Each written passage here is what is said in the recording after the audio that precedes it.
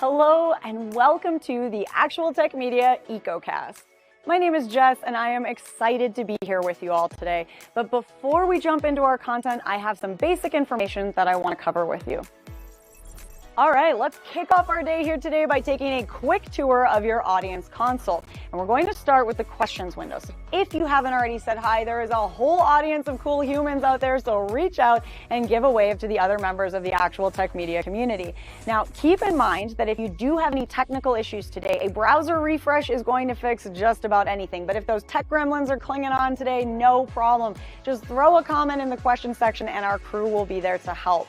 We also want this to be an informative webinar for you, so throughout today's EcoCast, we hope you'll get engaged and ask all your burning questions. Not only will we have team members responding to you over a live chat, we will also have a dedicated Q&A session at the end of our presentations. Now, if we don't get to your question during the live webinar today, don't worry, because the awesome experts that we have here with us will be following up after we wrap. All right, next up, there's going to be lots of cool aha moments on the EcoCast today. And if you want to share them with your community, we've made it nice and easy for you. You can use the Twitter button right there in your audience console, and the hashtag for today's EcoCast will be automatically added to your post.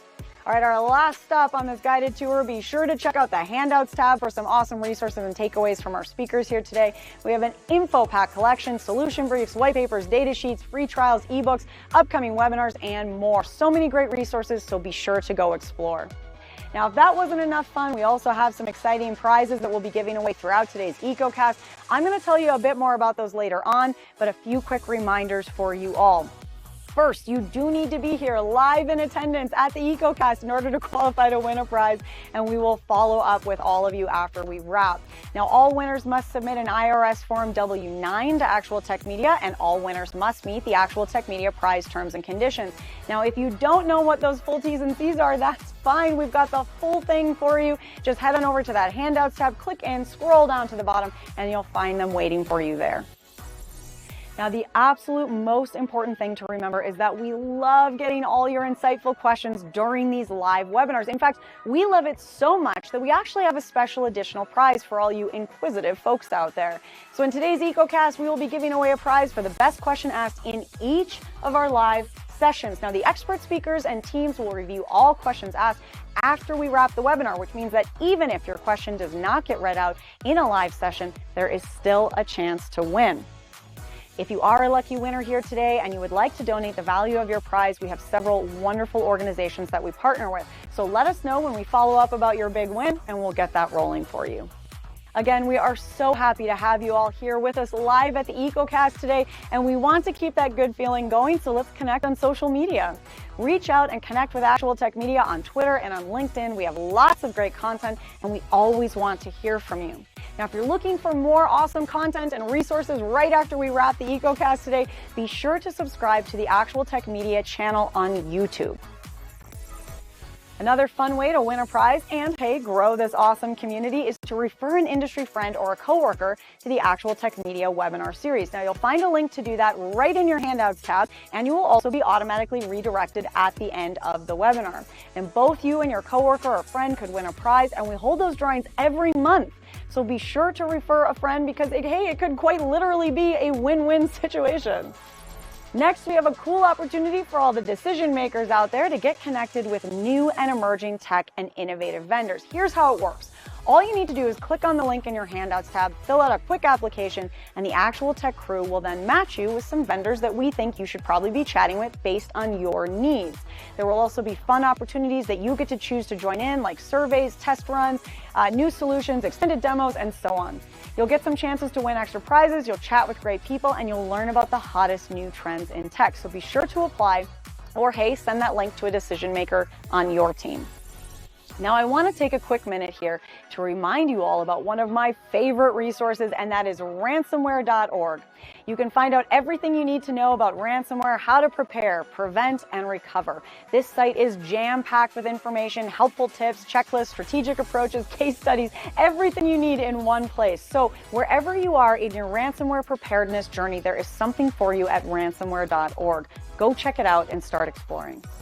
All right, I have one more exciting resource I have to tell you about today, and that is the Gorilla Guide Book Club. It's going to give you access to free enterprise IT books authored by top industry experts, so you can stay up to date on trending enterprise technology. And yes, these books will work on your Kindle, your mobile device, and as I said, they are completely free. You can download these awesome resources at gorilla.guide, and there's a link for you in that handouts tab as well. All right, well, we have covered a lot of important things already, and I don't know about you all, but I am excited to dive in. So let's get going.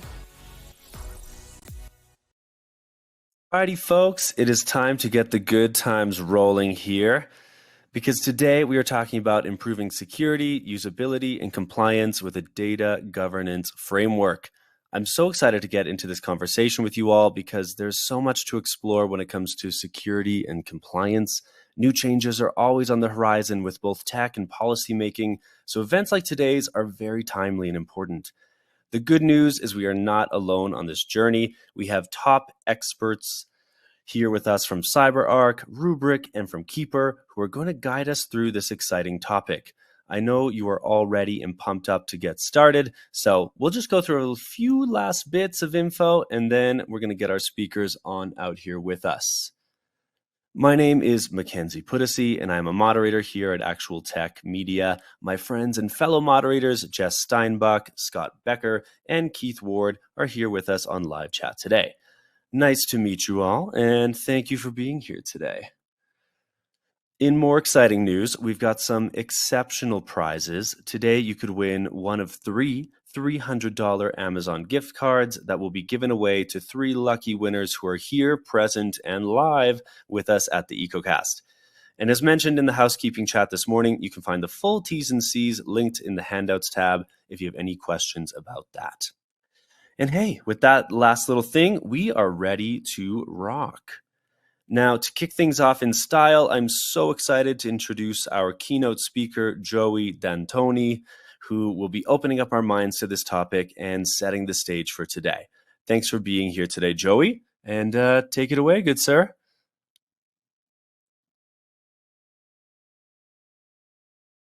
Hello and welcome to Improving Security, Usability, and Compliance with a Data Governance Framework. Data governance is one of those topics that everybody likes to talk about, but not everybody likes to implement. One of the key challenges around data governance is that it's more of a business function than an IT function, but because of the nature of data, it frequently gets looped into IT.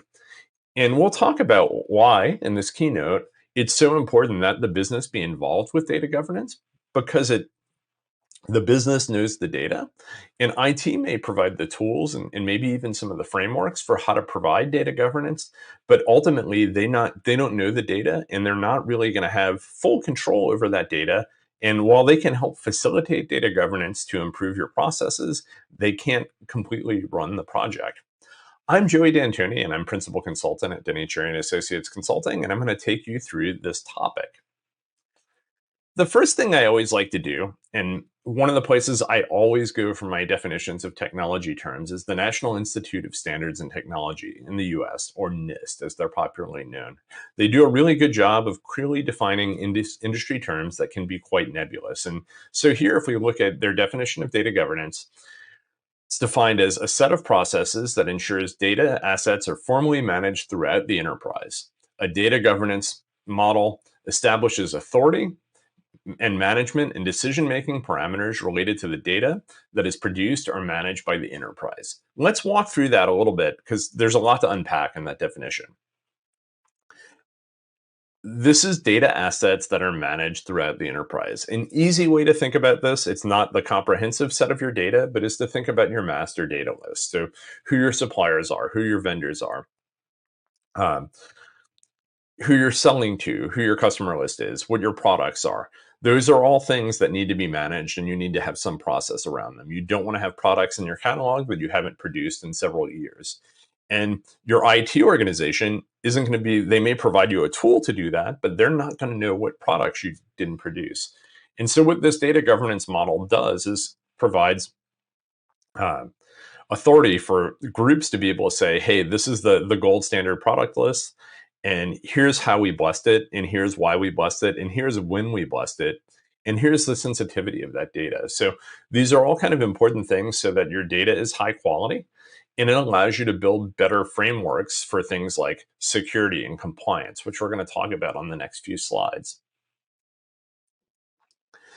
This isn't necessarily supposed to be a Venn diagram, even though it appears to be as one, but these are kind of the basic tenets of data governance and what makes these up. And the first two are in the top left. And I think one of the reasons why data governance has kind of had a renaissance in the last several years are these two: security and compliance.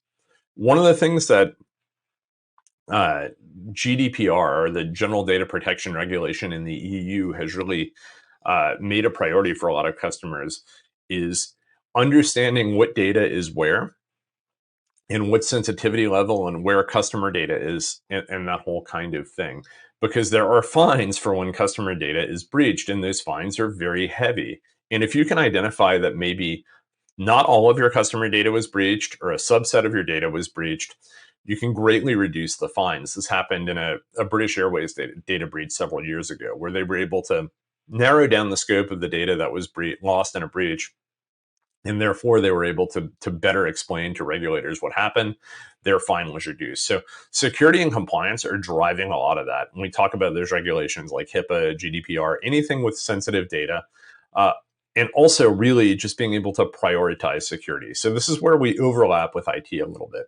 The other two tenets here are really business functions. So usability and having good data and being able to report, say, on product sales by region, by quarter. Those sorts of data warehouse type reports that we all know and love in businesses. If we don't have quality data, those reports quickly become unusable, or we have too many fields to filter by. So it's really important to maintain that consistent list, to make changes so that you know if you changed a product name, you know what that mapping is. And a lot of these concepts are just general data quality concepts, but we roll them into a data governance function so that we have a centralized warehouse, change management processes, and a board so that it's understood across the board where we have changes in our data governance practices. The ultimate objective of any data governance strategy is to generate the best possible return you can have on your data. A framework, having a data governance framework, can help you capture those opportunities to leverage data access. It also helps you avoid risks that are related to inappropriate data use or exposure. So there are several critical factors that you need to consider as you consider your organization's data governance readiness and maturity. So people. Governance succeeds when there is collaboration and planning between groups. People need to determine their technology requirements and define the policies and processes that drive data governance outcomes that support those strategic objectives. So some important points to consider: is your organization and the people within it committed to doing data governance? More importantly, have you formally designed their roles and responsibilities as they relate to that? Do they have the necessary skills, and do they understand data and have some data literacy around terms? Also, kind of finally and most important, have you determined a change management plan, which includes sponsors, that supports alignment and buy-in? Because one constant in our data is that it's always changing, and so we're going to have to change those tools and processes. And processes, these allow your people to confirm that your data is managed correctly throughout the enterprise. It also ensures that your critical business processes draw on trusted data and not just data that we don't know the provenance of. So there are some important points to consider here around process. Are your data definitions, rules, and goals realistic and appropriate? Have you modernized your business processes? And did you review the business rules that integrate the data so your governance can deliver meaningful results? Contributors are another aspect of that, and these are the business and IT subject matter experts who are going to provide necessary context to the data. These may not be the people that are responsible for managing the data, but they are our business leaders, process owners, and stewards who run the upstream and downstream processes that are impacted by any data governance initiative. They can also include IT architects, analysts, and systems experts. And important points to consider when choosing these contributors: can you identify who your data governance stakeholders are? Also, do you know where your contributors maintain their expertise across the organization? And are those processes well documented? Because a lot of this comes down to documentation and doing things in a consistent manner so that you ensure that everything stays, kind of consistent across tools. Finally, technology. And I know I've said this isn't an IT role, and it's not. But there are tools and platforms and some subject matter expertise that can ensure reliable data governance processes. A lot of vendors have tools in the data governance space. And remember, those tools don't do the job of data governance for you. They just simply provide a platform that allows you to do data governance in a consistent manner. And that's really the benefit. Sometimes they can do things like data profiling, lineage, and metadata querying. And that stuff is good because, especially if you're starting from scratch, those kinds of inputs can help you get a data governance process started. But the tools won't do the job for you. And the important questions to have is, have you identified any gaps like data quality, data privacy, data lineage, or data sharing? And do those tools support that? So people, processes, contributors, and tooling. Remember, not an IT process. So how this helps with compliance and security. Your organization needs to be able to address regulatory compliance and industry mandates. Compliance can include regional mandates like the aforementioned GDPR or the California Consumer Privacy Act. Some examples of industry mandates include Sarbanes-Oxley or healthcare mandates like HIPAA, like we talked about. Data governance is really how our company can maintain those goals of regulatory compliance with data. So this helps you define and classify regulated data and to treat those systems like you need to treat them. Because if you treat all your systems as regulated systems, you're going to be kind of locked up and not really helpful. Also determines how and why and where your company accesses that regulated data. It helps you better manage rights within your org, so you can have data subject consent. It also helps you evaluate your risk exposure and use better security controls around that more sensitive data, because you don't necessarily want to have the highest level of security controls around all your data because it can make your day-to-day operations very challenging. However, it also allows better business outcomes because of this better data quality. And that's really kind of our end goal, but the compliance and security parts really also are big benefits and frankly can help provide sponsorship for these projects. So data governance frameworks, having a small data governance team as your data keeps growing can be a real challenge. And kind of outside the scope of this presentation, but if you look at data fabrics versus data mesh, this is a lot of the topic there. And this is where a better approach can be a bottom-up management approach that makes data creators responsible for their own data governance. Beyond compliance, governance also makes for better decision-making by providing more accurate data to the business. In closing, data governance may not be the most exciting topic, but it is definitely one of the most important to your organizations. And this is one of the places where IT and the business really intersect, even though this is more of a business function. It's not an IT function, it is a business function, to point to. But IT will provide the tools and may even help provide some of the framework because they have some knowledge around it, but it really needs business owners to be involved in the process. Finally, having good governance helps improve your security and compliance posture, but it also really helps you deliver better business outcomes around things like forecasting, budgeting, and sales projections. All those things are really dependent on data quality, and that's what's going to help you drive your business forward. So data quality, very important. It's driven by data governance. Thank you and enjoy the rest of the day. Thank you so much, Joey. That really laid things out clearly. Not only that, but thinking of data governance as a business function, it's brilliant. Working within a structure makes strategic planning a heck of a lot easier.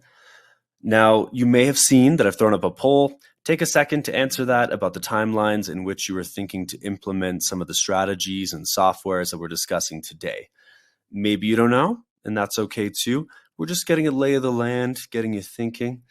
And yeah, alrighty. Thanks for taking the time to do that. And remember to send in questions, comments, and be interactive today. The more input comes from you, the more spectacular the results are going to be. It is my pleasure to introduce you to our first expert presenter of today's EcoCast. And you can see that we're starting things out on a great note here. Please welcome from the CyberArk team, David Higgins, Senior Director, Field Technology Office. David, thank you for being here to kick us off on the EcoCast. I know you have some great stuff planned for the audience, so I'm going to hand things right over to you, and then I'll hop back in for Q&A. David, Perfect. The stage is all yours. Thank you very much. Much appreciated. And thank you all for attending. So exactly, I'm going to get the slides kicked off here, and really building on what we just saw before, I want to dive into a specific area. So at CyberArk, and my role there, very much focused on the implications of identity and security. And I want to talk about what that role has when it comes to a discussion point about, well, who really has access to your data? Because that's obviously going to be incredibly important to consider when you think about where you prioritize security, where you prioritize data governance. And to do that, I want to dive into a couple of areas, well, a few areas, sorry, specifically. Just a quick introduction for those less familiar with some of the identity concepts. I'll keep it brief, but I will do a little bit of a history tour and talking about the implications of identity. And then really move into the crux of the question, which is how can identity be exploited to ultimately undermine our data governance and our data controls? And then kind of move into a final point about, who and what do we need to consider when we really think about that CIA triangle when it comes to our data around integrity, confidentiality, and availability. So let's dive into the first bullet point and just kind of refresh and reset on what we mean from an identity perspective. What do we mean with the term identity management and access management, etc.? But we'll focus purely on identity management. As some of you may have noticed, I'm based over in the UK. So I thought I'd go to the UK government, the NCSC, the National Cybersecurity Centre, for their definition on identity management.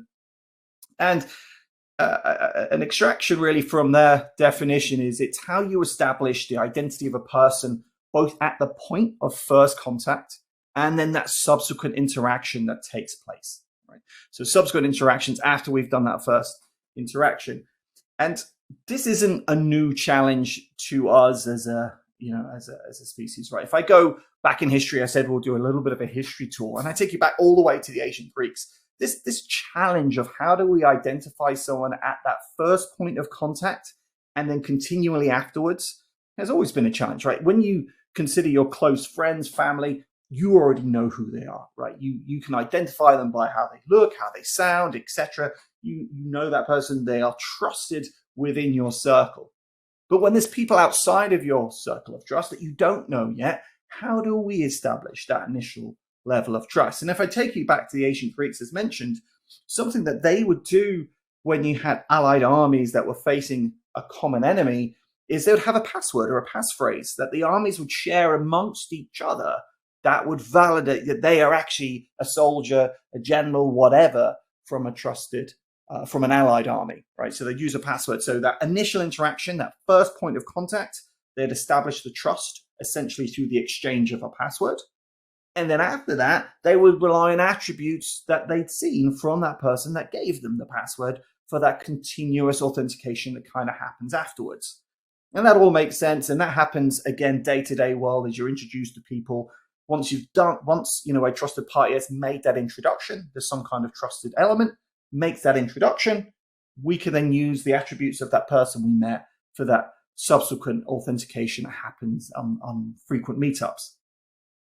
But all this kind of got a little bit turned on its head when we took it to the digital world.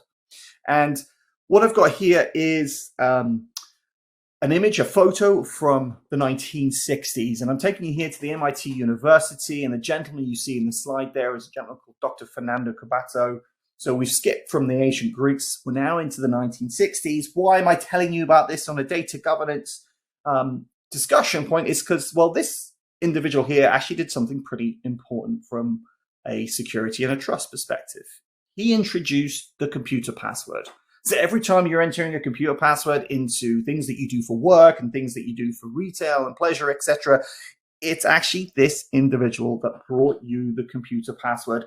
And he brought about it to actually solve a challenge of making sure that researchers at the MIT University could access data that they were storing in their own private shares. The other thing that he was doing as well is to make sure that researchers only had a set amount of time on that machine. That machine that you see there is a single computer, right? And what they would do, because it was expensive to run, expensive to house, it's a whole room, is they would limit how many hours a day a researcher could have on that machine. And they would do that through a username and password. So I would log in and it'd say, David, you've only got a few hours left of your allocation this week. And once my allocation was up, I had to wait till next week. So in the 1960s, this individual introduced the computer password so I could store my files in a private share that only I could access, and we could track my usage. It was also in the 1960s, a year later, that we had the very first computer password compromise. It did not take long, and it's been something that's happened pretty much every day or every week since, the kind of internet explosion. What happened is they actually found that the passwords were stored on a file locked away in the computer systems, and a researcher realized he could request that file to be printed. Security was a little bit lax in the 1960s. That file that had everyone's password on was printed overnight as a batch job, and he got access to everyone's password and could log in, not in a malicious way, not looking to steal their research, just simply wanted more time on that mainframe that you see behind you, behind Dr. Fernando Cabato there. So it really didn't take long to get into this position. And again, I'm sharing all this for a particular reason. We're going to get into kind of the crux of who's got access to your data.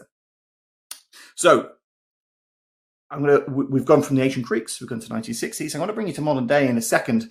But first, I want to go, and I'm going to bring us to US side, and we'll go to NIST and a concept of the principle of least privilege and what it means to them.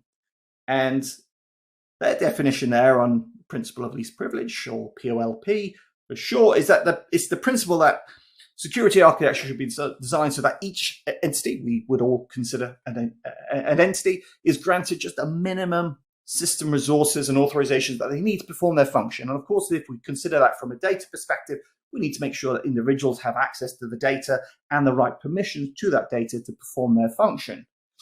But there is an interesting category of users that sometimes fall outside of that scope and will have access to catalogs of data that they really shouldn't be able to see. And to explain what I mean by that, I want to dive into a more recent incident. All this information I'm sharing is public, so I'm not disclosing anything sensitive. This is all in the public domain. So I want to talk about what some of you probably saw with what was happening in Vegas last year, and there was an incident with an MGM. And there's a few aspects we could talk about what happened here, but I've got a breakdown. There's a blog on the CyberArk website if you're interested in knowing more about this. I'm not going to go through all the steps here because we just don't have enough time in the day. But ultimately, at a high level, what happened with the MGM attack is attackers started to catalog information about specific employees they were interested in. And they were only really interested in employees that actually had privileged administrative rights in their IT infrastructure. And once they compromised the identities of those IT admins, the people that could administrate their identity platforms, the people that could administrate their cloud and Active Directory environment, they then exploited that access to then use the underlying privileged access, administrative access that existed in that infrastructure to start exfiltrating data, to start encrypting systems in a kind of damage style approach. My point here is not to point fingers at what processes MGM had or didn't have in place. What I really wanted to highlight is that piece there in the green square, because that's the piece that's pretty common with most external driven threats. And I want to bring this now back into the context of today's discussion. What has this got in terms of relevance with data governance, etc.? Well, it's if I simplify the application stack, and I have simplified it here, so apologies for doing so. However individuals consume data, it could be, as the previous presenter was talking about, different technology that you've acquired, different ways and means for our users to consume interact with that data. But ultimately, it's sitting somewhere, right? Data is predominantly these days digital. It's very rare that I actually get any paperwork sent to me these days. And data is new currency, huge value in it. But where does it sit? Well, it sits on an application stack. It may be sitting, if you have systems that run predominantly in your own data center, there'll be a whole, hardware, virtualization, the operating system, the databases, etc. It sits on. That stack will vary depending on your cloud strategy. So maybe you don't have hardware because you're fully in the cloud, and maybe you do infrastructure as a service. Or maybe you're completely in a different direction, you do platform as a service. So virtualization operating system may not be a concern. But again, the reason I highlight this is that application layer, that data presentation layer, what sits underneath it is a whole realm of highly privileged access that we give to individuals, that we give to external contractors, that we also give to non-humans as well. Like think about automated processes, robotic process automation, batch jobs, moving files around. We give this kind of highly privileged administrative access to a lot of different people that kind of exist under the surface of who really is consuming the data. As a proxy or a byproduct, of what some of these administrators have in terms of their entitlement, let's say a database administrator, they may be able to, and in many cases can be able to, see the data that resides in those database tables. Should they be able to do so? Probably not, right? If it's customer data, sensitive IP, etc. But simply because they can become the root level user, they can become the super administrator of that platform. It enables them, as a consequence, in some cases, to see that data. Now, I'm not saying your IT administrators in your organization are doing that and looking at data that they shouldn't be. But what I'm kind of highlighting is two things. One, this is why these individuals are continuously targeted by attackers, as we kind of touched upon in the earlier Vegas style breach.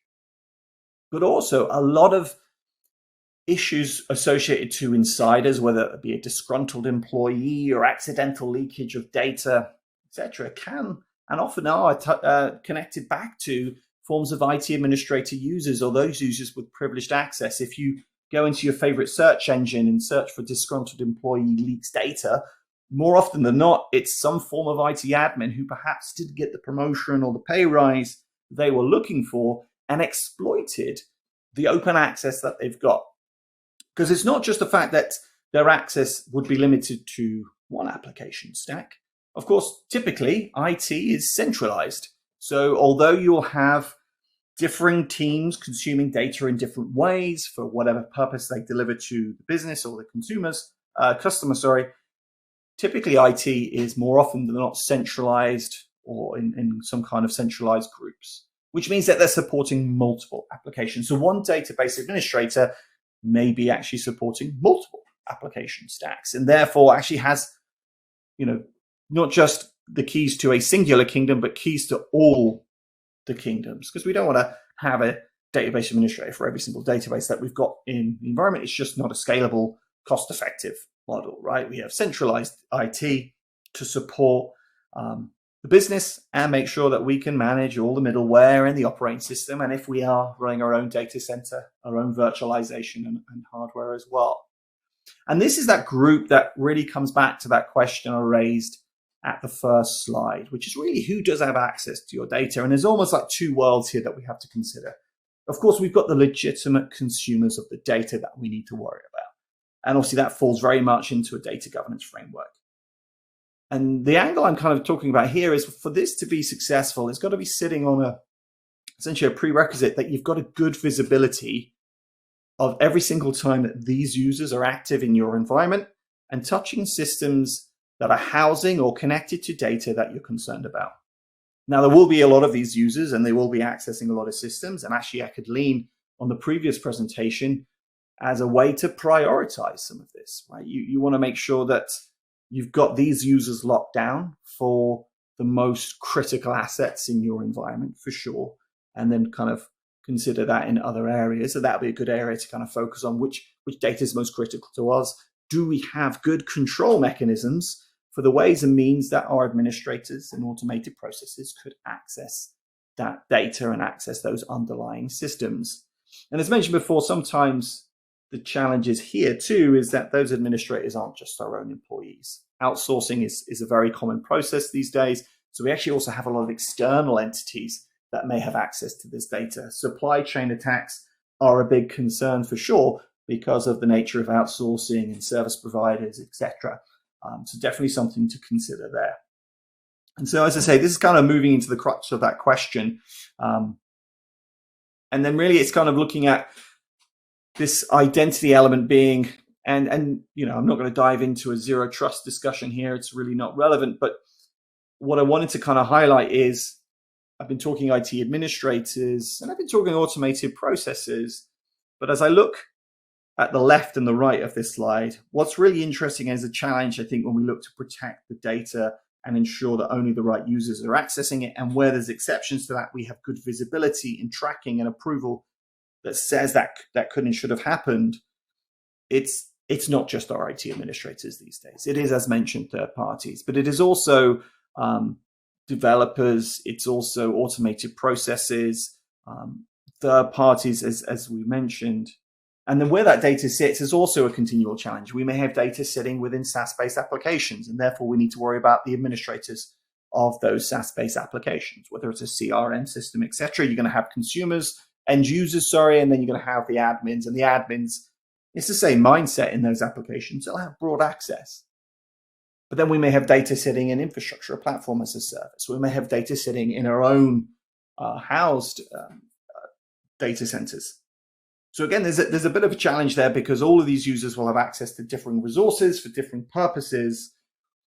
But this, as I say, was one of the points that I wanted to really raise as part of today's session, is just to flag that I feel like a successful model of really having good governance around your data also kind of goes hand in hand with good identity governance and control as well, to make sure that we really know, outside of the end user consumers of that data who should legitimately be seeing it and manipulating it and playing with it, that those that have access to it as a consequence of their role as being an administrator are also controlled and governed, and that you have good visibility about how and when they may be accessing those systems. And that's tying it into things such as good change management.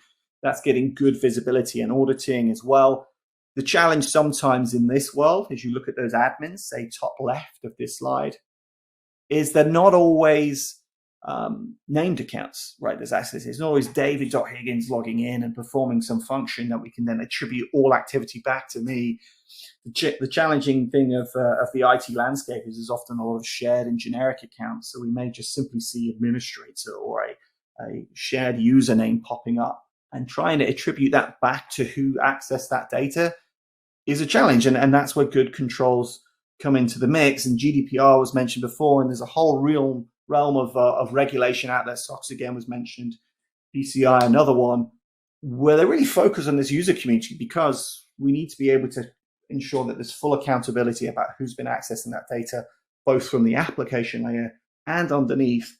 And where activity is taking place as a shared account, we've got the ability to tie that back to an individual to say, well, okay, root user was operating over here, actually did X, Y, and Z. But we know, because we've got good control around who's in our environment, that root user at that point of time was David, because he had to go through some checks and balances, had to go through some controls to get into that system. So we've got full visibility of who that user was at that point of time. The other challenge here as well is, as I mentioned, is as you go down that list of identities on the left-hand side, is actually in some cases, it's not a human being accessing these systems. One of the big drivers of many organizations these days is automation, automatically deploying our applications with a click of a button. And what that actually does is it increases the number of kind of machine-to-machine communication happening in our environments, whether we be running in the cloud, hybrid, or on-premise. So actually, a lot of this privileged access, as mentioned, is we're now giving it to machines. And the reason that's a challenge, right, is because we're now giving it to a non-interactive user who we can't really do things like good multi-factor authentication and change management processes, but they still need the ability to access and change data. If we take a real simple example of a holiday booking site, or vacation booking site, and you're booking a vacation, you're putting your information into that portal, and it's then going to want to store that information, in a secure database in the back end. So that web app needs permissions into that database. So we're now giving that web app read-write permission into the database. And there's many different ways that I've seen developers do that, from the most insecure of simply having a hard-coded password in the clear in the code, to configuration files and keys stored in various places. Again, unpacking all of that and talking about how to solve it, we definitely don't have enough time today. But again, it's just something to highlight and something to consider, that you're not only having to worry about the underlying admins, but also, as I say, automated processes that may have access to your data. And look, it'd be remiss of me if none of you are aware of who CyberArk are and what we do. Naturally, as you can imagine, as I'm talking about these challenges of administrative and privileged and non-human users in your environment accessing your data, that's exactly what we focus on, and helping to put some of those checks and balances in place to ensure that actually we've got full accountability of who's been accessing your data and why, whether it be workflow approvals, etc. If you want to know more about some of the stuff I've been talking about, we've got some material in the handout section that you're more than welcome to have a look at. And of course, feel free to hit our website or reach out to me. My email address is just simply david.higgins@cyberark.com. Of course, LinkedIn is always a great way as well. But look, at this point, all done from my side. So really just to hand back to the team and see if there's any questions coming in. Hey, David, that was awesome.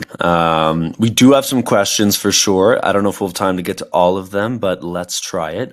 And I have to say, I loved the tie-in with Greek history in the 1960s. Like, that was actually very interesting for me. So thank you. I'm quickly just going to remind everyone, I've got a poll question for you. We'd love to get your feedback on any additional resources that you would like from CyberArk. So, you can check out the website, reach out to David, grab that handout, but also throw in this poll so that if anyone, is looking to have something delivered to them, well, this is the easy button. You can get that out right away. And David, just because time's of the essence, are you ready for some questions from the audience? Yeah, absolutely. Please go for it. Okay, excellent. So, I've got one here. It says, do you see controlling admin access to systems and data as being part of a data governance framework? Maybe you touched on that a bit already, but yeah, a little bit. But yeah, absolutely. I'd say it's kind of and it's my personal view, right? It's almost like a kind of a prerequisite or something to be considering, right? If we of course want to be ensuring we've got the right users accessing data and we've got good controls and reviews for that. We just also have to be mindful that, from a security perspective, we need good controls for the admins. They shouldn't be able to see that data, but they can because of the consequence of their access. So I see it as kind of a prerequisite or something kind of goes side by side to it. Okay, excellent. Kind of ties in with that. How do you ensure this kind of access is protected and not already being abused? Yeah, that's a really difficult one. I was actually speaking to a higher education organization yesterday, and they were actually unfortunately victims of an attack. And this was the challenge that they had. They had to look through the logs to find out, well, what was legitimate activity and actually what could have been malicious activity. And it's really difficult to tell that from the logs, especially when we move into the world of kind of shared or generic accounts. So yeah, I'd say, again, good accountability, good control process for accessing the underlying admin systems, as we talked about. So let's say it's a database. There should be a good control process. We expect our database administrators to go through these checks before they get into the database. And that then allows us to kind of see the wood from the trees. Anything that hits that database that didn't go through our control process, well, that's activity we absolutely do want to know about it. That's perhaps users trying to bypass process, or more worryingly, it's a malicious actor in the network. Okay, great. Okay, a few more for you. I've got from David Lando, typically PAM tools can only cover a small percentage of systems.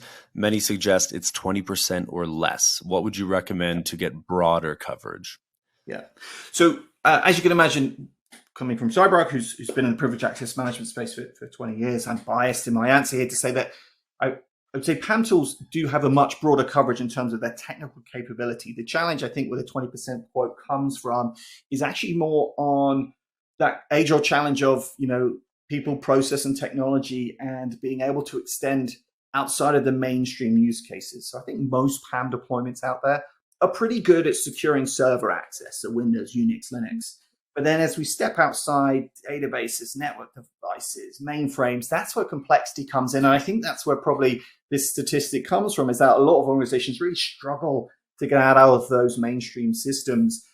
So again, if you go to our website, something that we put a lot of time into, because we've been down that path and we've got the cuts and the bruises and the scars from many implementations, is a lot of the focus from a PAM is not just on technology, but it also has to be on the people and the process and hearts and minds battle, and making sure that actually we're working alongside the end user community who are going to be using this technology. Because I'd say it's predominantly a people process thing that limits us to that percentage. All right. Okay, I'm going to give you one more question.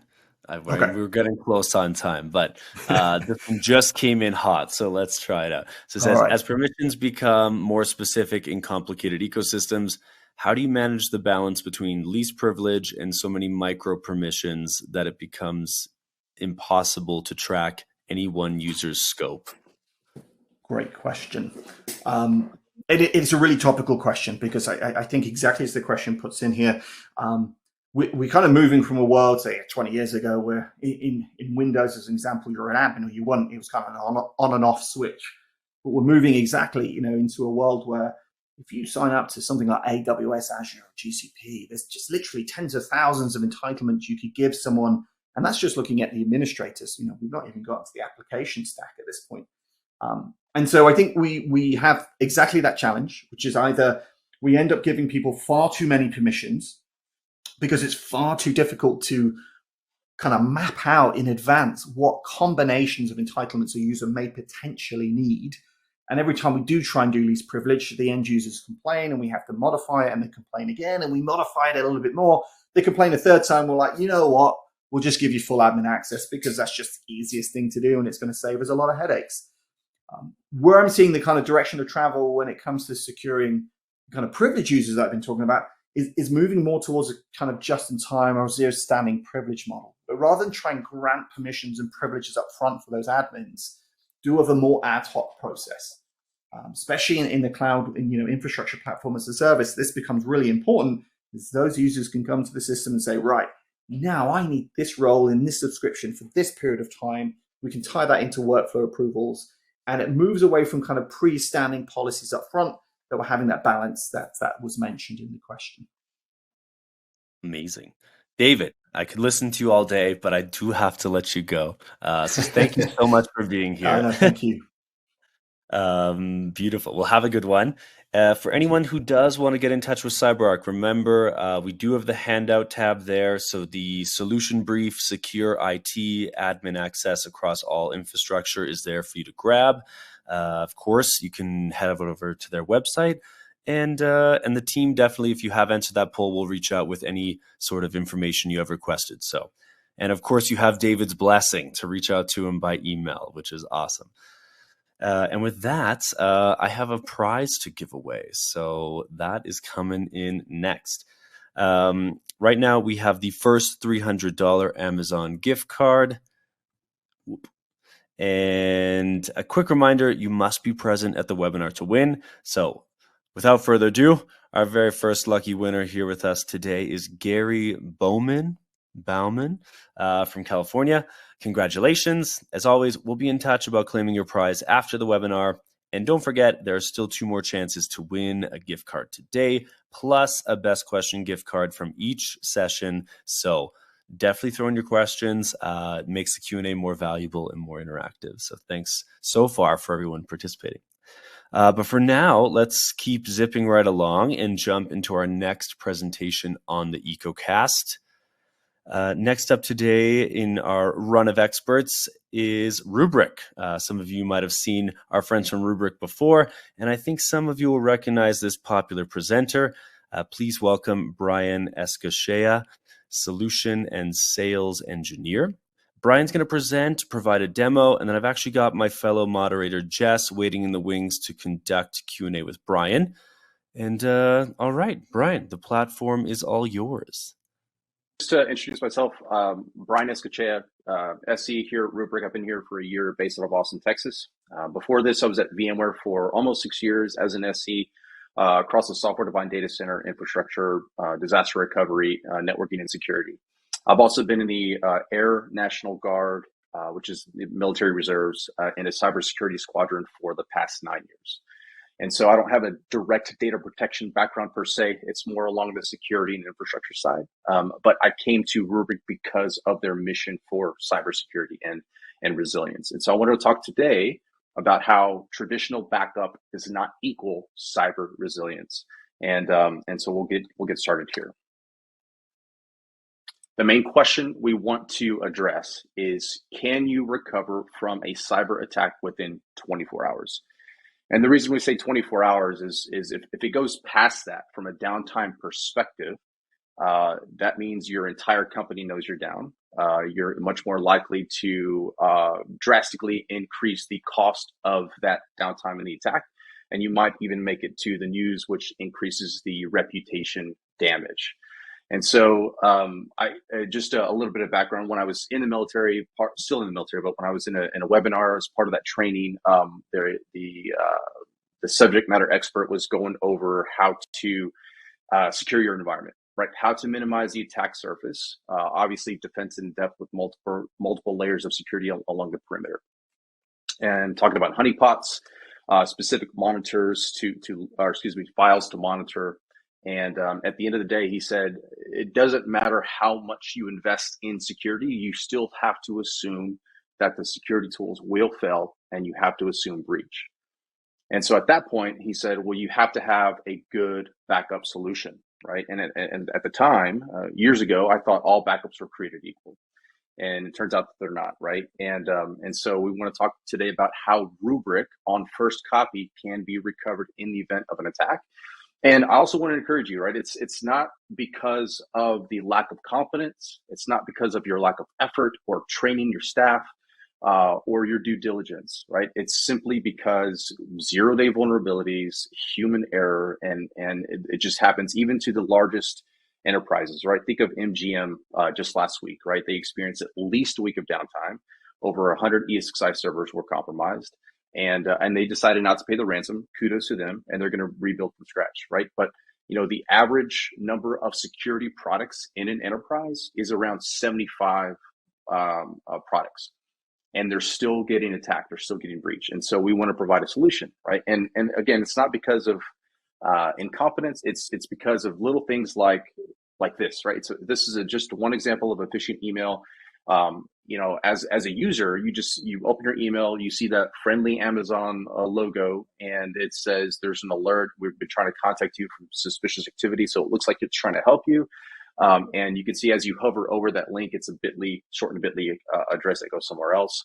You can see the address at the top. It looks like Amazon, but it's Mazon.com. And so the little things that aren't always obvious to the end user, that in this case, it's urging them to act now to prevent fraud, and so they click on it, right? Or in the MGM grand case, that it was a LinkedIn member that was stalked from the attacker, and they called in impersonating that member of the IT team, and they reset the password that way and got access to their environment. So all that to say, you can invest millions of dollars in security, but at the end of the day, we have to assume breach. And so let me give you a little bit of background of what Rubrik is, what we do. Okay, so we're essentially a modernized backup solution, right? We started with VMware at the start and back in 2015, and we've evolved into unstructured data. We've also evolved into cloud workloads and SaaS workloads like 365.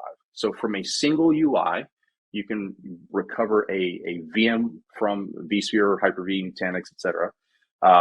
A SQL database, a 365 mailbox or SharePoint site, as well as EC2 or Azure VMs or Azure SQL, all of that under from a single pane of glass, right? And you control the data locality, right? We enforce multi-factor authentication to gain access to Rubrik Security Cloud.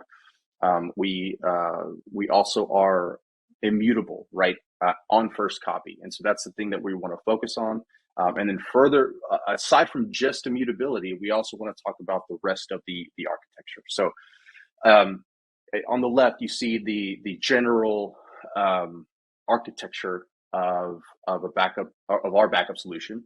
And in the legacy solutions, they basically rely on the front end compute, right? So they install servers on the hypervisor usually to as backup proxies, as management servers, and things like that. And so with 60% of attacks now happening at the hypervisor level, all of those backup services are going to be compromised, right? And also, if you're writing to a storage target, right, that's traditional read-write, traditional NFS or SMB, right, those backups can be compromised, and that's one of the first things they'll do is they'll go to the backups, delete them or encrypt them, and then they'll encrypt the production environment, leaving you, number one, either having to pay the ransom, or two, recover from tape or from cloud, right, which increases the downtime, increases the cost and impact and brand damage. And then also, right, if you're recovering from cloud, then there goes the egress fees through the roof, right? So by giving you a hyper-converged, hardened appliance that is air-gapped from the network, that is immutable by design, the immutability cannot be disabled or turned off. It's built into the file system itself. It's a append-only file system. And so this is just some of the key features I wanted to talk about. You can take a screenshot here, or you'll get this deck afterward, but that's kind of how we do what we do. And this is specifically for on-prem, and then we also obviously support cloud workloads as well. All right, so maybe you say, hey, well, I already have immutable backups, and so so why would I need Rubrik, right? So let's talk about the typical attack chain, right? So normal dwell time has decreased from about 21 days to about 5 days median dwell time for an attacker. And so that just means they're getting more skilled, they're getting faster, and then once they get in, right, they start to escalate privilege, they compromise AD, they exfiltrate data, right, and most of the time they look for sensitive data, PII, and so that is what is valuable to you, and that's what could cause regulatory fines if leaked. And so, and then once they go through all that, they encrypt the data. It takes about less than five hours to encrypt all the data that they have access to. And usually it's over a weekend or a holiday. And so you don't really know about it right away. And so the questions we have to answer are, I'll hear reveal in just a second, but out of all of that happens, you have to ask what the clock is ticking, and the business impact is increasing, right? So we talk about what are the things that we have to do, right? Number one, can we recover, right? Is your infrastructure and the data immutable, right? If we're relying on a virtual server, right, to recover, and that server's been encrypted, well, there goes your chances of a quick RTO, right? Then we talk about what do we recover? Is it very easy to ascertain what is the blast radius of that attack if your EDR has been bypassed? So we give you that ability, right? And then you want to know what has been stolen, right? Is there any potential PII that was leaked? And so I'm going to try to speed this along to get to a demo. But these are the questions that we want to answer. And then also when to recover to, right? If we just assume 24-hour, recover to the 24 hours ago before the encryption happened, a lot of the times that malicious payload has been sitting dormant. And if you recovered it 24 hours ago, that payload can detonate again, reinfecting or re-encrypting your environment, which is very, very common and what we're seeing with even our customers. Speaking of our customers, we've had over 150 customers been attacked with ransomware, and none of them have been required to pay a ransom, and none of them have lost any data. And then finally, how long will it take, right? Do you have a way to automate the recovery, reduce downtime, and test that, right? So we give you the ability to orchestrate the process, pre-plan those VM failovers and recoveries, and be able to test that. So this is how we do it, right? So number one, everybody gets that the data vault, right? Out of the box, it's immutable, it's air-gapped, and it's got built-in scanners to provide that further insight to help lower the RTO. such as the encryption detection, right? So we scan every single backup that we take. We look for anomalies like mass deletion or encryption. And then if you do get impacted, we show you the complete list of servers that were impacted right away.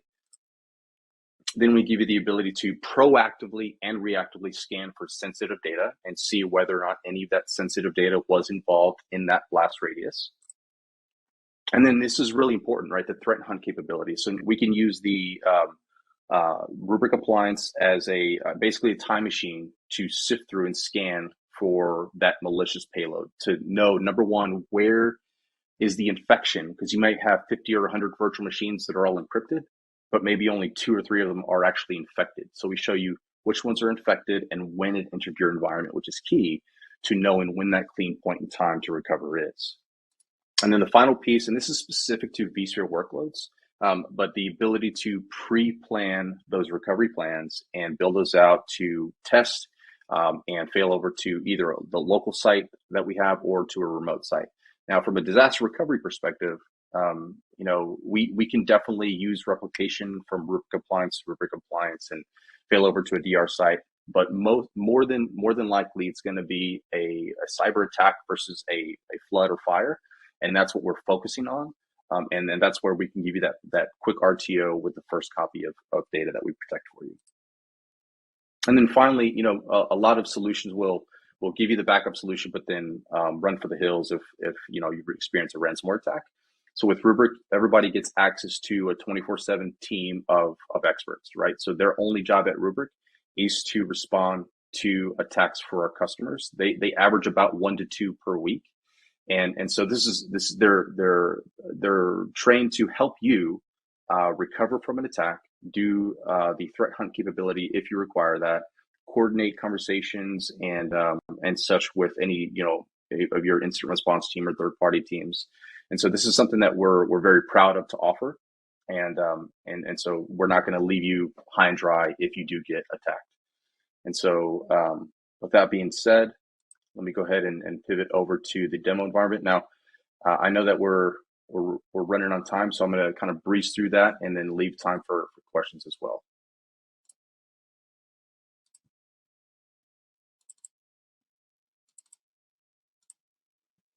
All right, so everybody should be seeing my screen. This is our Rubrik Security Cloud, right? Central console to manage all of your backups. So these are your physical locations with the actual hardware appliances protecting, and you can replicate across bidirectionally if required. We protect data center workloads, vSphere, Hyper-V, AHV, SQL, etc. SaaS for 365, and then your cloud workloads as well. Now, here's what I really wanted to focus on today is the threat analytics, security posture, and orchestrated recovery. So I'm going to go ahead and just kind of walk through how do we respond to an attack. So the first thing is we'll go to investigate. Number one, you want to know what has been impacted. What's the blast radius? So in this case, we're looking at the past 24 hours. For the object type, I'm going to choose vSphere, Hyper-V, right, file sets. I'm just kind of walk you through, right, this is what we're looking at. So you've got deleted files across the board for all these servers, and then the same number of suspicious files that were added to those servers. And so this is very indicative of a ransomware attack, right? The good data is gone, it's deleted, and that data has been encrypted and re-added to that environment. And so with a single click, right, we can go into that server, go to browse, go down to the file level and see exactly what is going on. We can see all of the original data that was there, right? So, and then the suspicious data that replaced it with that lockbit extension. And so it's very easy. If there's an urgent need for some copies of data, right, we can recover that, hit download, and then hand that data off to whoever needs it, and then go on about the investigation and recovery process. And then if you want, right, you can also recover the full snapshot, right? But as I mentioned earlier, we need to understand when the clean point in time is, because if we just go to the day before the encryption, that reinfection is most likely to occur. And so that's where we introduced our threat hunt capability. And remember, this is all based on feedback from our customers that were experiencing ransomware attacks. They were asking us to lower the mean time to recover.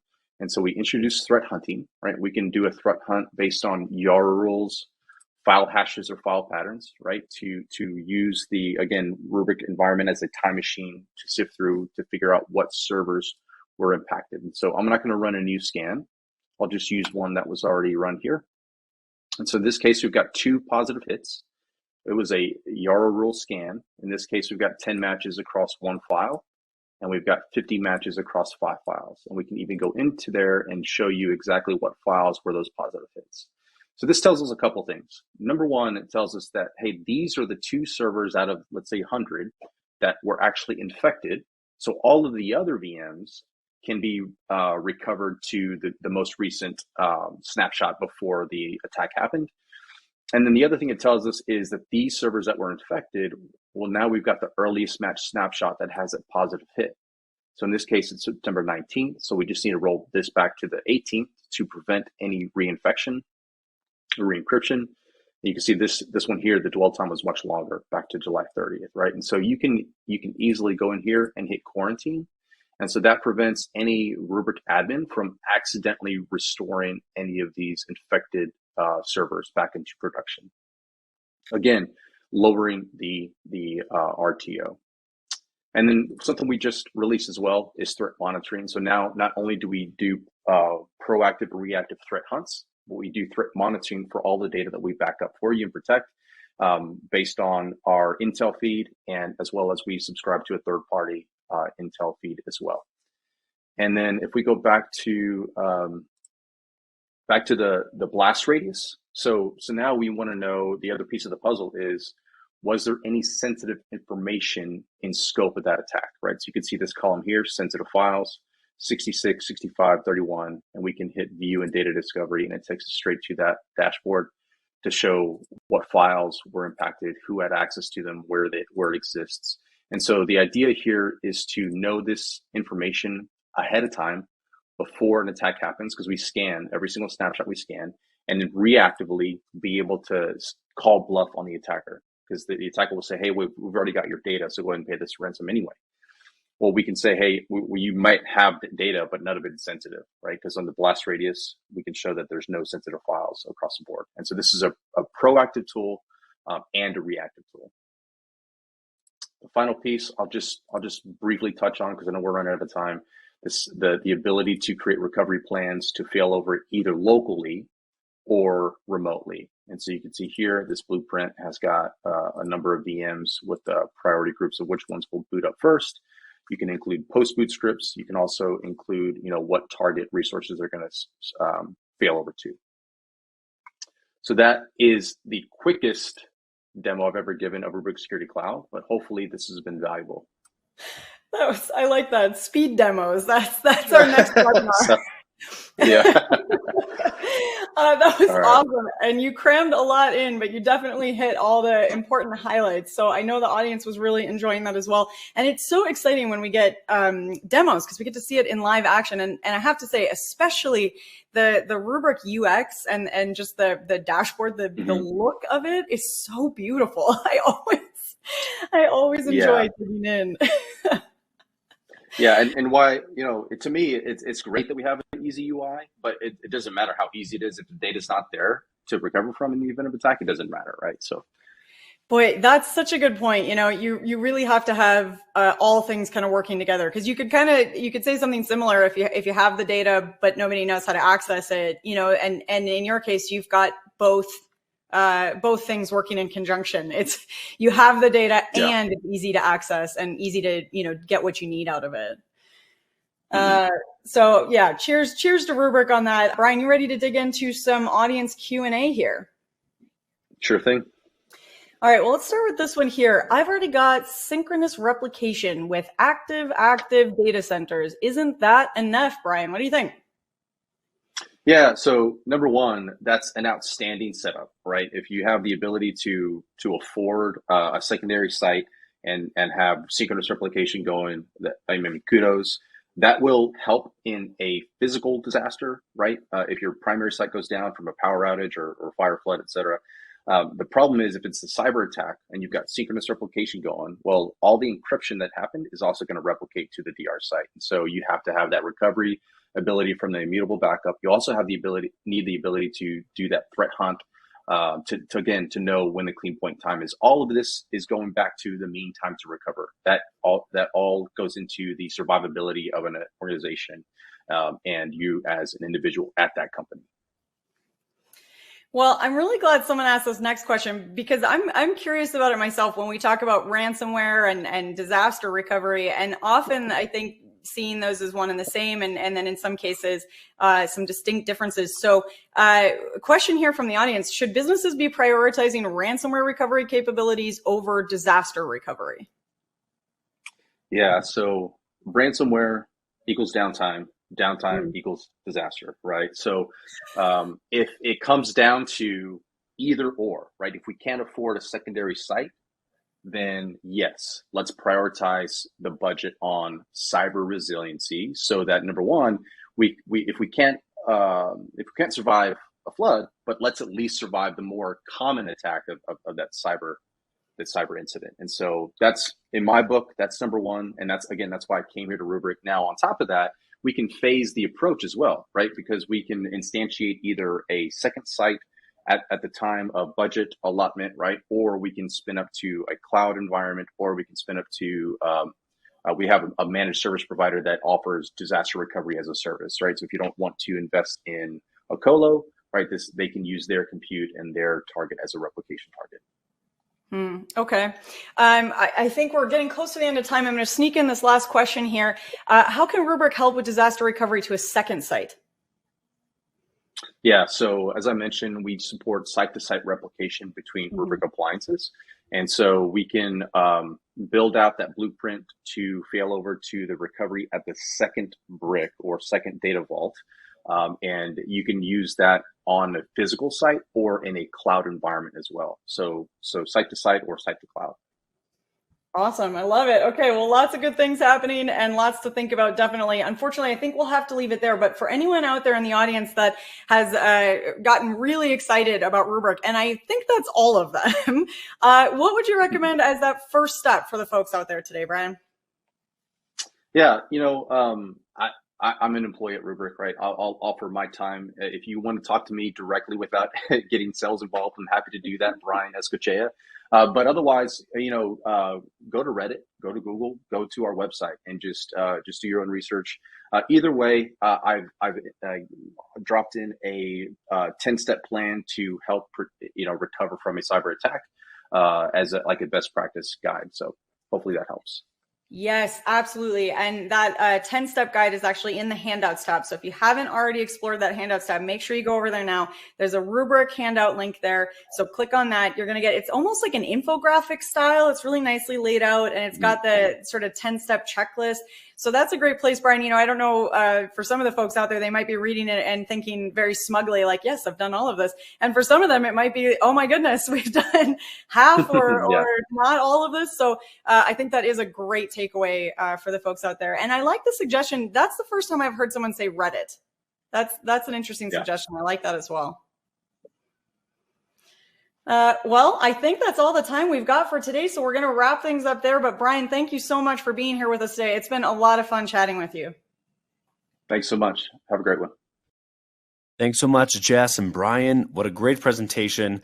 I'm with you on the idea of using Reddit as a resource. Not one I would have had spring to mind, but that's pretty good. I've found some great things there too. So for everyone out in the audience, you'll see that I've put up yet another poll. I know your fingers are warmed up, so go hit that now.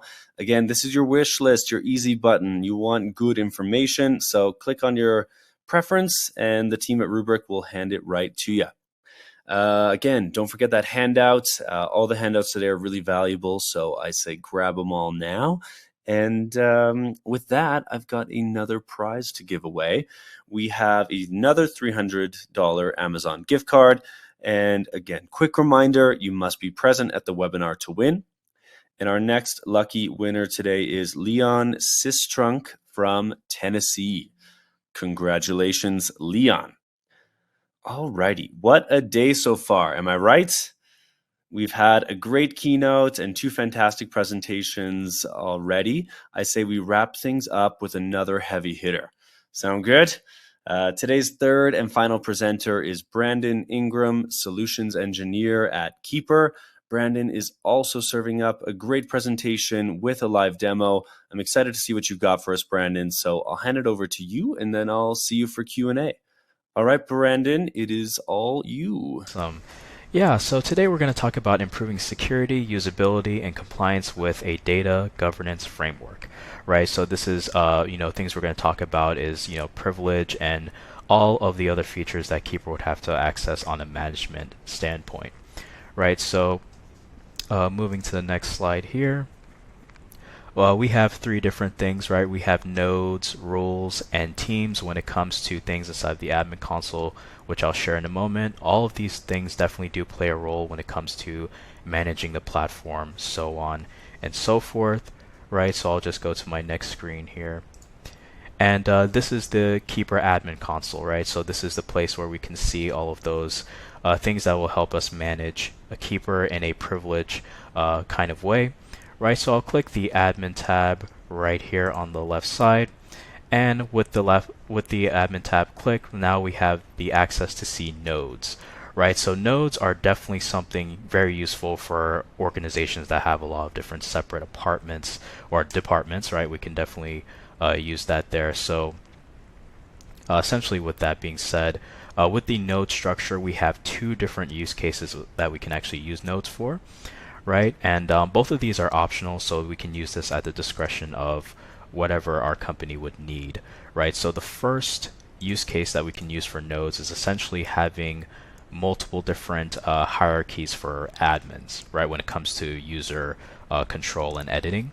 So the very first one is, let's say, I have a customer service company or customer service section in my company here. We can also have an admin that just controls everything from the customer service regions, right? So this admin will have the ability to configure users or edit the access to users and privileges from all of these regions here, right? And we can do that. And then we can also have admins that are set up for the actual regions themselves, right? So we can have like this hierarchy for all of these admins here. And then, of course, that would mean that, let's say we have the admin for Asia, that admin won't be able to come back here and control the other regions because that's not within their jurisdiction, right? So that's essentially something that we can do here when we have our node structure. So it helps to set that hierarchy and make sure we have admins that can only control certain things that we give them access to, right? So that's essentially what we have for nodes. The next thing that we'll have is teams, right? So essentially what we refer to teams inside of Keeper, right? These are essentially just sharing groups, right? So this is a way to kind of bundle people up based on department, based on the type of thing that they do in Keeper or any other metric, right? And once we have that team there, we can essentially just have the users inside that we want to add. Very simple to add, right? We just click the plus button and then just check the boxes of who we would like to add. We can even do a select all if we wanted to, and then just add the users in here. So these are just the sharing groups that we can essentially use when we're sharing out a credential, so we don't have to add individual people. We can just add one team name, and all the members in that team will have access to that folder there. And it definitely makes it easier because it's just an all-in-one move. And speaking of all-in-one moves, we also have these check boxes on the side, right? Let's say off the bat we do not want the team to edit the records or reshare the records, so on and so forth. We could just easily check these boxes, and that will apply to that team that we just created there, right? So it's definitely useful for that. And another note about teams when we create them inside a Keeper, of course this is the manual way, but a lot of organizations will have integrated identity providers with Keeper, right? So this could be Entra ID, this could be Okta, and this could be Google Workspace, so on and so forth. So with this, we can actually create these groups via SCIM. I do have an example using Okta here. So this is not a group I actually created manually inside a Keeper. This is something I created via Okta, and then by using the SCIM inside of Keeper, this just automatically created the group, the security group from Okta, gave it the name, and then just brought in the users associated with that group, right? So definitely makes it very easy when we have that SCIM connected, and then if you have a identity provider, it makes it easier to do so, right? And of course, we have roles, right? So roles are essentially, the guidebook of what users can and cannot do throughout the organization, right? Have the keeper administrator role, so on and so forth. That allows me to have the main access to edit things inside a keeper, move things around, so on and so forth. And then I have these other roles, right? So I have one called lesser admin, which is like a second in command to the keeper administrator, right? So it can do some of the admin privileges, but not them all. So it's delegated in a sense. And then we also have the general employee, which is just basically a general role for my other employees in the organization that I can definitely utilize there. And then I just created a contractor role that's just flexible to what I need at the time, right? These roles are definitely flexible. It's not necessarily something that we have to, kind of play within. We can just add a role, give it whatever kind of name we would like, any naming convention the company currently has, and then just customize the role to our liking, right? And that's a good place to go back to the slides here, right? I'll just do it here. So yeah. The second part of roles, right, diving further into roles, is the principle of least privilege, right? So that means that essentially we want to make sure that these roles are only allowing the users to do things that are related to their job and things that they're expected to do, rather than just having the access to do things in general that's probably not in their job functions. It's outside of their job functions.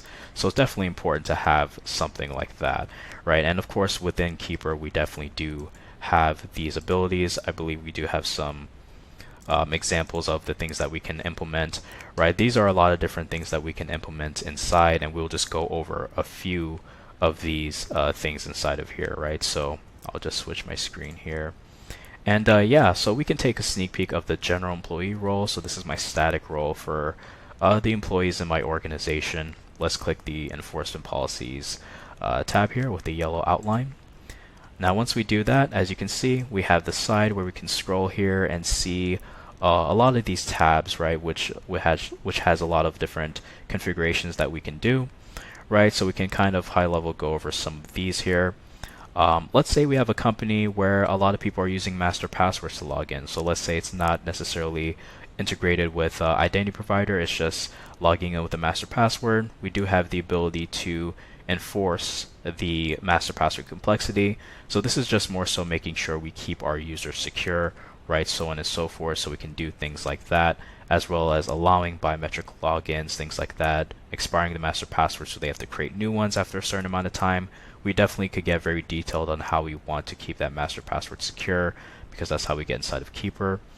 And then we also have two-factor authentication. This is how we can enforce it as well as take away some of the options so that the users can use what is approved by the company, right? Because certain companies may prefer security keys over authenticator apps, or even vice versa, right? So we can definitely make sure of that by only turning on the ones that we allow as a company, right? And same idea with platform restrictions, right? We can turn access on based on your role, right? So that's where the least privilege comes in, right? So let's say Commander SDK, that's basically the CLI interface of the of Keeper, right, that we can utilize. So essentially, if that's not a part of their job function, or there is no reason for them to use that, we can always just turn off access to that, right, and only turn this on for users who would actually use the Commander SDK, right? So that would be a good example of allowing users essentially by what their job function is.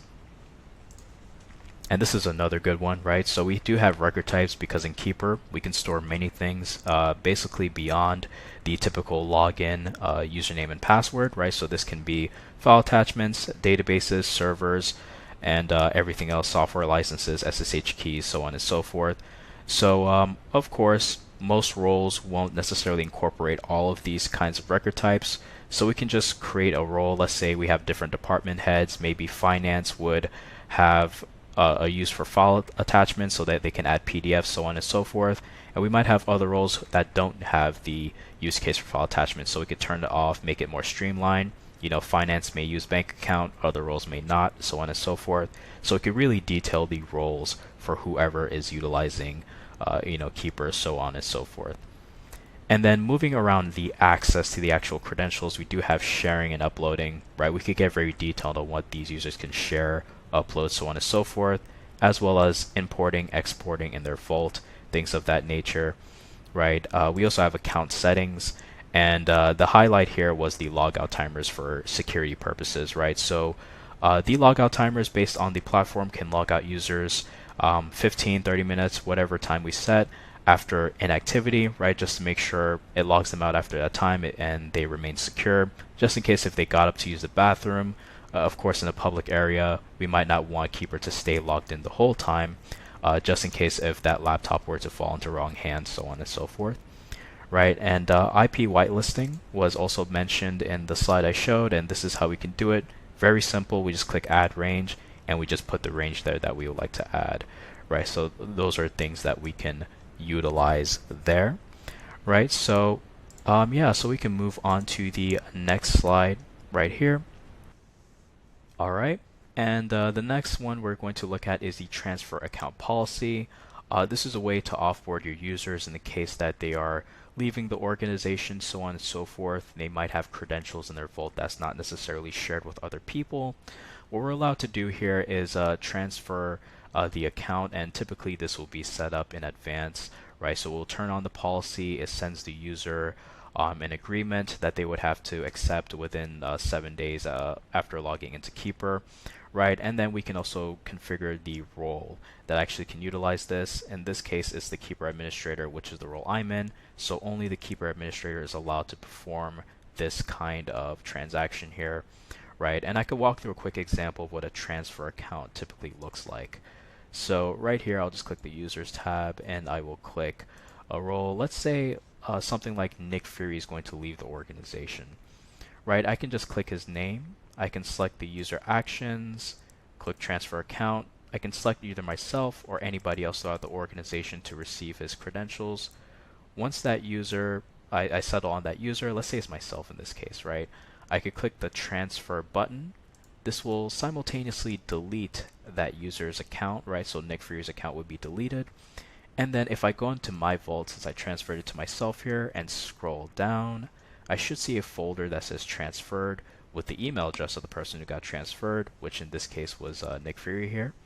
And everything that Nick Fury has owned in his vault is now transferred to myself here, right? So we can make sure that we can have autonomy over the credentials after the user leaves, and it's not just necessarily lost as the owner, right? So we can definitely have the ownership of these credentials here.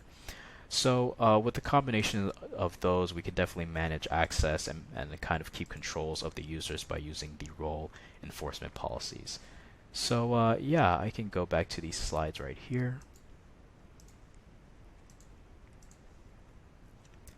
All right, awesome. And moving on to some other topics, right? We do have remote and hybrid environment risk, right? So these are other risks that are, related to networking or network environments, so on and so forth, right? Because as you know, connecting to networks that we're unfamiliar with sometimes can lead to dangerous situations such as public Wi-Fi and things of that nature, right? And this has been an increasing difficult task to protect, right? Being that people are working remotely from home and things of that nature, right? So we do have to do our due diligence to make sure that those connections are secure, are up to date, are locked down, things of that nature, make sure that we're authenticating our users correctly.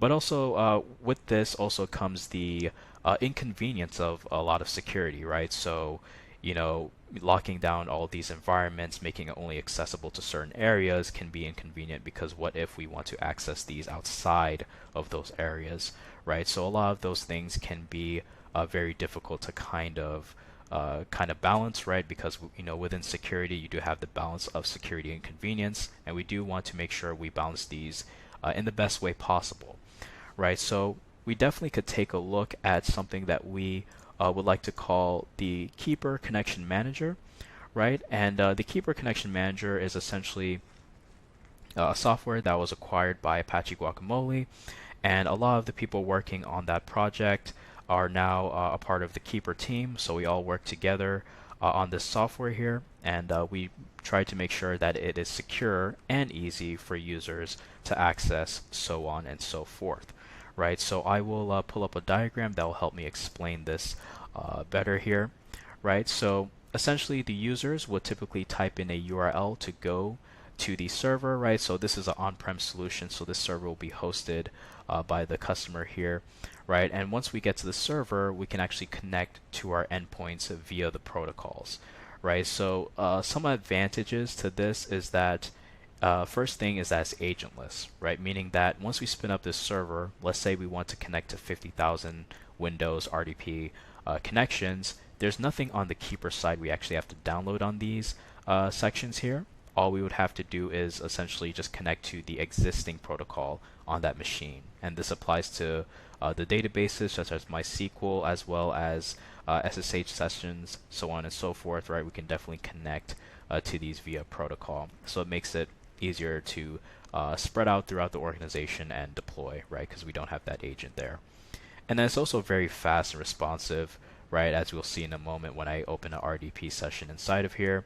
And then users definitely like to access it because it's just through the internet, right? So we can access this on an iPhone or iPad if we need to, because it's just through anything that can access a browser. It's up to the organization if we want this to be over the internet or private. It could work either way. But in this case, I'll show here, it will be through the internet, right? So very easy for the user to go ahead and access it. I'll just go to the URL that's designated for my environment here. And the first thing we can do is actually authenticate, right? So this is a place where we could put 2FA and things of that nature. This could be Duo or TOTP tokens, right? So we can just make sure that the user authenticates themselves properly before the actual session. So this is a good way to make sure that it's them rather than them just, getting credentials to the session, right? So in this case, I'll actually use SAML in my example, right? So I'll do this here. Looks like I'm already logged into the account that has the permission, so I'll just click that there. And right here, I can go ahead and log in or click into any of the sessions that were actually assigned to me, because all of these sessions we're looking at here are assigned to me here, right? So I can click into this RDP session, right? And once I do that, that'll essentially just load the RDP session here. Alright, now that I'm logged into the RDP session, I can now click around and things of that nature. As you can see, it's very responsive, and we don't have to worry about the users having a slow experience in this RDP session, right? So it's very fast and responsive when we are clicking around and things of that nature. If we need to multitask and open more sessions, it's very easy, right? We can just do Control-Alt-Shift, and we can click the other sessions we would like to connect to, right? So we can essentially just click these here, these other sessions, and then maybe one more SSH one. Yeah, I could do Control-Alt-Shift to close that wizard there, hit the Control button, select all the SSH sessions, and I can now type on all of these sessions all at once here, right? So very convenient, very easy to update multiple servers, because a lot of people will tend to be in multiple sessions at once. This definitely could help with that. There isn't an issue by using that there. And then we also have another capability with the share links, so I'll do Control-Alt-Shift. And then with the sharing tab, we can we have these two different types of links, and as you can see, you can name them whatever you would like to, right? So the first one, we can actually send this link to a colleague, and that's all we would have to do. And essentially when they click that link, that will essentially allow them to spectate on our session, so they can see what's going on, but they can't click anything or type anything, right? And of course, we do have another version of this link that actually allows them to click things, type things, move things around, so on and so forth, right? So that is the capability of the connection manager. And the last thing, of course, when we close the connection manager, that will essentially end the session for both us and anybody we share the share links to, right? So that's essentially what the connection manager can do. But yeah, so that's a good place to stop here, and we can talk about some Q&A of any questions we have here. Beautiful. Awesome. Brandon, that was great. Thank you so much. I can tell the audience was really enjoying that. We had a lot of comments throughout. So yeah, you ready to take some questions? Yeah, absolutely. Perfect. Okay, so first one here I have is, how does the integration with passkeys work? Yeah, definitely. So Keeper can definitely integrate with passkeys, right? And it's actually it works through the browser extension, right? So as long as you have the browser extension installed, you can go to the website and click the setup passkey button, the browser extension will take in that passkey, and then you can access that passkey anytime you're logged into Keeper through the browser extension. So this is also beneficial because sometimes if the passkey is saved in the browser, you're maybe using a different browser, you can't access the passkey, but if you can access Keeper, in this case, you can definitely access that passkey. So that would be one good thing about Keeper there when it comes to using passkeys. Okay, nice. That's awesome. Mm-hmm. Okay, we've got a question here from Chris. This is, does Keeper support FIDO2 security keys? I hope I said that right. Yeah, absolutely, right? We definitely support security keys, right? And we have a list of ones that we definitely support on the website here, but very easy to set up. And one thing we did recently is that we actually allowed security as the only 2FA method.